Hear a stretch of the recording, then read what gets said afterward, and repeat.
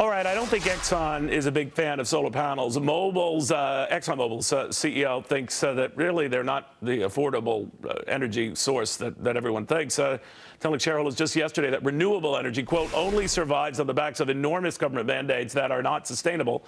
We on purpose choose not to lose money. To Howard Gould, who says he's dead wrong, and Mark Serrano, who says, you know, basically renewables have not proven profitable. So on that count, you say, Mark, he's right. So he's right, because this is basic business economics. ExxonMobil is a fossil fuel company.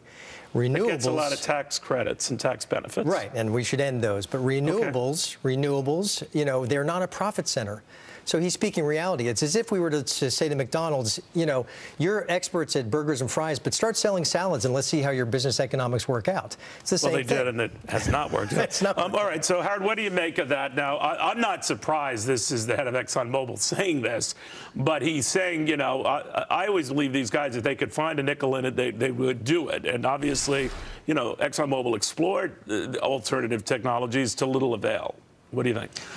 Well, I think, you know, you look at their largest competitor out there, which is Shell. Shell is heavily investing in this space because they view it at the very least as a hedge. So to say that it's not, you know, we're not in the business of losing money is... That's a very good point. No, that's an excellent point. Well, not only is it misguided and misinformed, but he's either dissimulating his true opinions, or it's just an ignorant thing to say for somebody, a CEO of a company like that. Well, do you think, Mark, on just that level alone, because you know, the world that Shell thing is a good example, that would it behoove him to spread his bets? Even Iran is spreading its bets.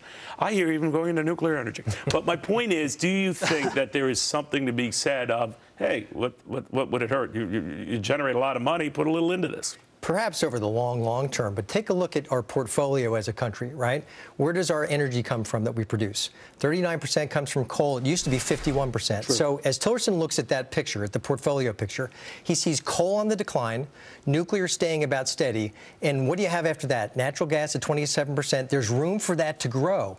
The industry has invested $1 trillion over 9 years in extraction, in fracking and other means of extraction. That's because they're putting their money where they're going to get the greatest return on their investments. And they're finding different ways to leverage and get that. But Howard, but that's completely not true. But go ahead. Well, no, the fact is that 17% of the energy that's produced in this country now is renewable fuel source. Last month alone, 100% of new energy that came online was renewable. And this year, 85% of the new energy in 2015 that's produced was done through renewables. But wait a minute, so that 17% includes hydro. You're not talking about solar. Solar is like 1/10 of our power.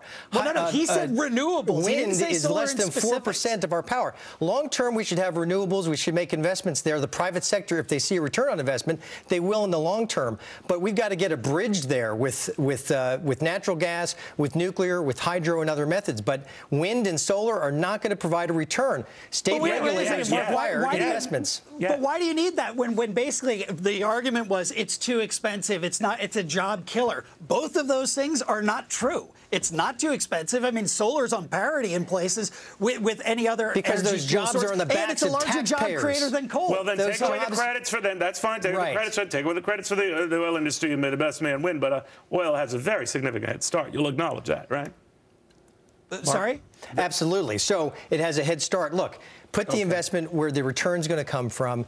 You can't get a return out of... Well, yeah, but I tell you that my only thing... No, I'll end this with Howard, but I just think when we as a nation say we're all in on all energy, we should be all in on all energy. Now, what ExxonMobil wants to do, thankfully that's their business, but I think it behooves them to be all in on everything, right? But exactly. I mean, the fact is, look, I'm not condoning necessarily more fossil fuels, but even if you look at his clientele or his potential customers, the millennials, they're saying we need a mix of everything. You're and we need to have it on. I'm open to a mix, but he's not saying that. It's on the backs of ratepayers right now. Consumers are taking on the cost. And oil and coal and fossil fuels aren't. They're rolled into our taxes. I tell you, both argue your points very, very eloquently. We fought from a losing position, and we created parity of renewables. Look at the time. All right, meanwhile...